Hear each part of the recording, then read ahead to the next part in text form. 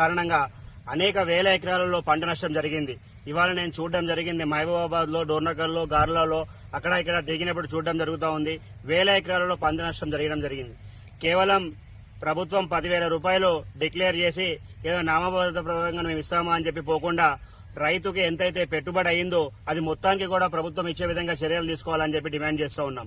అదేవిధంగా కేవలం రైతు అనే పట్టాదారు పుస్తకం ఉంటేనే రైతు, లేదా కౌలు రైతులు ఉంటే రైతు కాదు అనే కాకుండా కౌలు రైతులకు కూడా అదే విధంగా వాళ్ళు ఏదైతే పెట్టుబడి పెట్టినారో అది కూడా వాళ్ళు ఇప్పించే విధంగా ప్రయత్నాలు చేయాలని మరొకసారి మీ అందరి తరఫున కూడా నేను ప్రభుత్వాన్ని డిమాండ్ చేస్తూ ఉన్నా. ఇలా ప్రతిసారి ఏదో ఒక ఇన్సిడెంట్ అయినప్పుడు వాళ్ళకి నష్టపరిహారం చెల్లించకుండా ప్రభుత్వం ఒక పాలసీ తీసుకుని ఇన్సూరెన్స్ పాలసీ కానీ తీసుకొచ్చినట్లయితే పంట పైన ఇన్సూరెన్స్ వస్తే ప్రభుత్వం పైన కూడా ఇంత పెద్ద ఎత్తున భారం పడదు. వాళ్ళకి చిన్న దాంతోనే భారం అక్కడికి అక్కడ తీరిపోతుంది. ఇన్సూరెన్స్ కానీ తీసుకున్నట్లయితే ఈ 100 రూపాయలు 200 రూపాయల్లోనూ పంట మొత్తం ఇన్సూరెన్స్ అవుతుంది. అది 50,000 1,00,000 రూపాయలు అనేది ఇన్సూరెన్స్ కంపెనీ వస్తుంది.